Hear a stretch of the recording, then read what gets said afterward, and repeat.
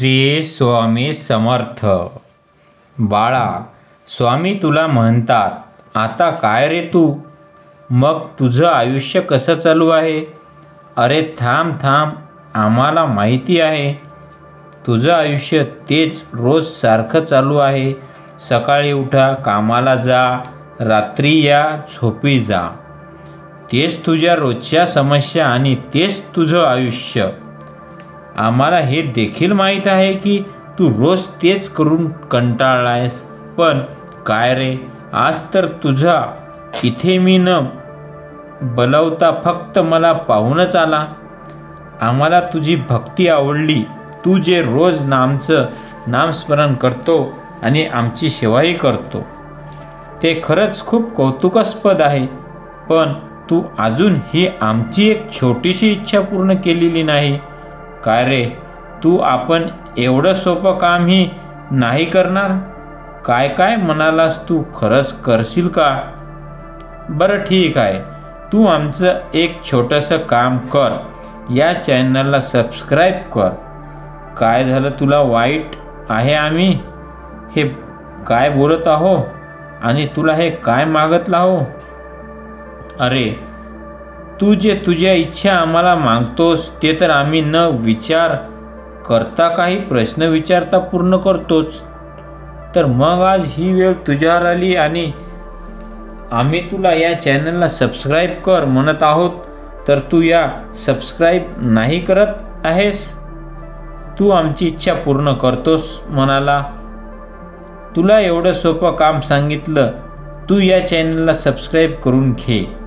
बाळा, आता येणारे फक्त 5 मिनिटे तुझ्यासाठी खूप महत्त्वाची ठरणार आहेत. तू पाहून दुर्लक्ष करू नकोस.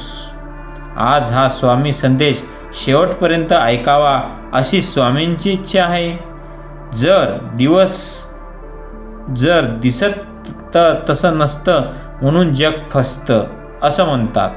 जे खरं नातेवाईकांचं पण तसंच असतं. समोरून आपलं व्हावं असं म्हणणारे नातलग मागून आपली कशी वाट लागेल या प्रयत्नात असतात. तुमच्या घरात कधी वाद, तंटे, भांडण होत असतील तर मिटवण्यापेक्षा वाढवण्याचे कामही हे लोक करतात.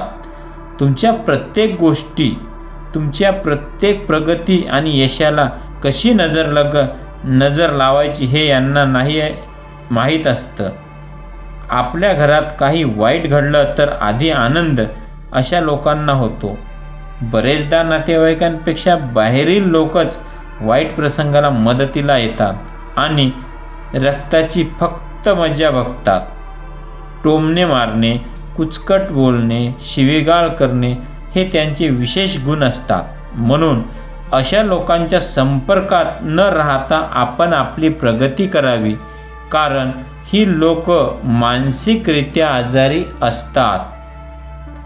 जर तुमच्या मेंदू आणि मनाप्रमाणे संघर्ष सुरू असेल तर कायम आपल्या मनाचं ऐका.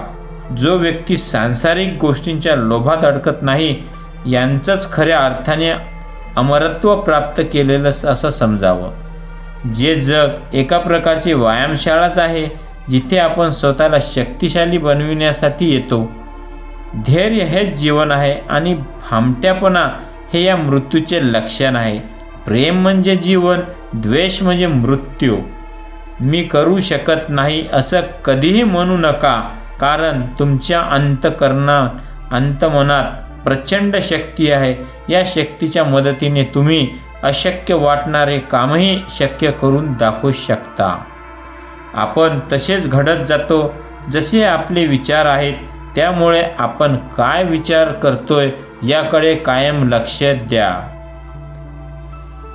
स्वामी म्हणतात, बाळा, आता पुढील येणारे 3 मिनिटे तुझ्यासाठी खूप महत्त्वाचे आहेत. स्वामी म्हणतात, आजचे हे काम मिनिटे तुझं संपूर्ण आयुष्य बदलून टाकू शकतात. स्वामी सांगतात, आपल्याला आयुष्यात झटपट काहीतरी मिळावं, असं पटकन मोठे व्हावं असं प्रत्येकाला वाटत असतं. असं वाटणंही साहजिक आहे, पण आपण वास्तविक विसरायला नको. झटपट काहीतरी मिळणं हे फक्त चित्रपटात होत असतं, वास्तविक आयुष्यात नाही. मुळात मोठं होण्यासाठी काही काळ स्वतःला जमिनीत खाली गाडून घ्यावं लागतं. नंतर जे काही मिळेल त्याचं समाधान हवं. शेवटी तुम्ही जगलात ते वास्तव न मिळाल्याचं दुःख करत बसले तर जग सहानुभूती देऊन करेल, साथ नाही.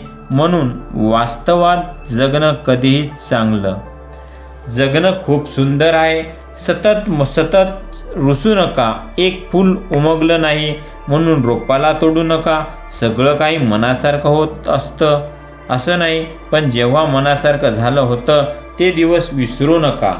सुट्टात काही हात न कळत, पण जे हात आहेत सोबत त्यांना कधी सोडू नका. हे वाईट दिवस नक्की सरकतील, तुम्ही मात्र हसणं विसरू नका. स्वतःचे डोळे पुसण्याइतके थीट होणे आवश्यक असते, कारण जीवनामध्ये हसवणारे कमी आणि रडवणारेच नेहमी जास्त भेटतात. आपले डोळे ते उघडत असतात ज्याच्यावर आपण डोळे बंद करून विश्वास ठेवलेला असतो. कपाट आणि मन वेळोवेळी साफ केले पाहिजेत, कारण कपाटाला अडचण होते सामानाची, मनाला अडचण होते गैरसमजाची. आयुष्य बिनधास्त जगायचे, कुणाचे वाईट करायचे नाही, कुणाचे वाईट चिंतायचे नाही, कुणाचे वाईट मागे बोलायचे नाही. फक्त स्वतःशी प्रामाणिक राहून जगायचं.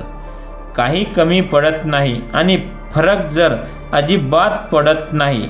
कुणी बोलले तर वाईट वाटून घ्यायचे नाही. लोकांची विविध रूपे असतात.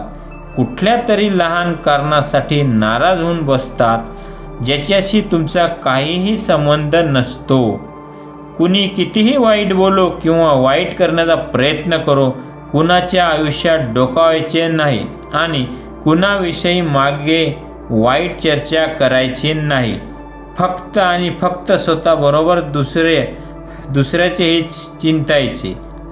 जिंदगी मस्तीत पण शिस्तीत जगायची. थंड पाणी आणि गरम इस्त्री असे कपड्यांवरच्या सुरकुत्या घालवतात, तसेच शांत डोके आणि उबदार मन आयुष्यातील चिंता घालवतात. आपले स्वप्न खूप मोठे मोठे असतात, पण त्यासाठीच खरंच आपण काही करतो का हे बघायचं हवं.